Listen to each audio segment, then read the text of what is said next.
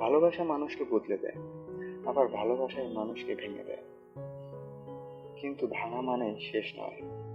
ভাঙা জিনিস থেকেই তৈরি হতে পারে সবচেয়ে সুন্দর কিছু।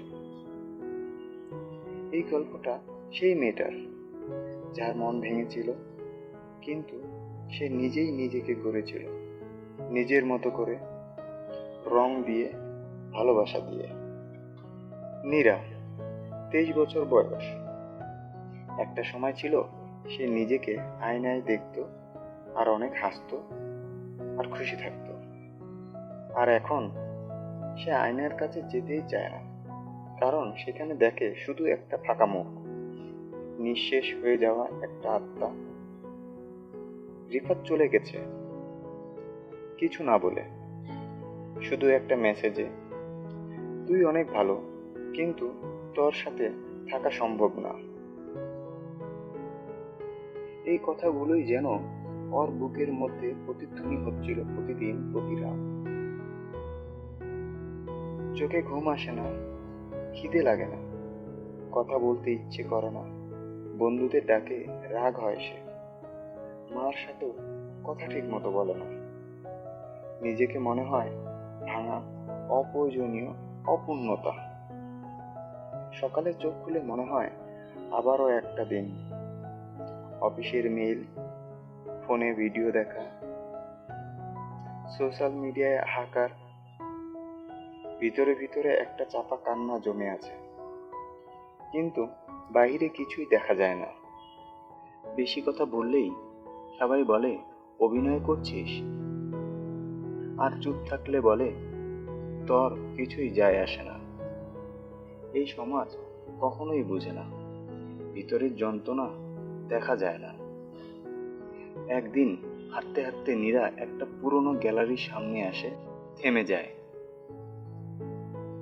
ভিতরে এক বৃদ্ধ ছবি আর্ট করছে, চোখে ছিল অভিজ্ঞতার ছাপ, আর শান্ত একটা হাসি। নীরাকে দেখে বলে, মা, তুমি কি ছবি আর্ট করবে, না তুমি আমার ছবিগুলোর ভিতরের রহস্য বলতে পারবে? চাইলে ভিতরে এসে ছবিগুলো দেখো। নীরা অবাক হয়, এত সহজ করে কেউ কিছু বলে? সে ভিতরে যায়, কিছু বলে না, শুধু ছবিগুলো দেখে। ছবির রঙগুলো যেন তার ভিতরের অনুভূতির প্রতিচ্ছবি। তামিম নামে এক চিত্রশিল্পী বলেন, তুমি কি শুধু ছবিই দেখবে, না তুমি ছবি আর্ট করবে? তোমার মাঝে যদি ছবি আর্ট করার ভালোবাসা থাকে, তাহলে আসো, আমরা ছবি আর্ট করি। তোমার তো এখনই সময় ছবি আর্ট করার। নীরা বলে, কিন্তু আমি তো কিছু করতে পারি না, আমি তো ছবি আর্ট করতে পারি না।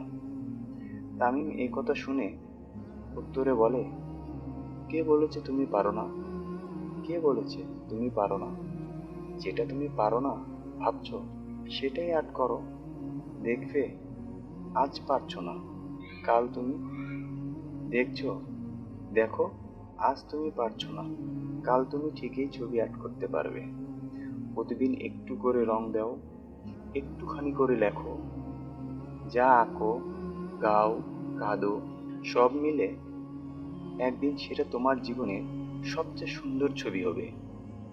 সেই দিন থেকে নীরা একটা খালি ক্যামেরা নিয়ে রং করতে বসে পড়ে। প্রথম দিন কিছুই আঁকে না, শুধু বসে থাকে। দ্বিতীয় দিন ছোট্ট একটা দাগ দেয়, তৃতীয় দিন কিছু রং ছড়িয়ে দেয়। দিন যায়, রং বাড়ে, আর সেই সঙ্গে নীরার মনে আলো ফিরে আসে।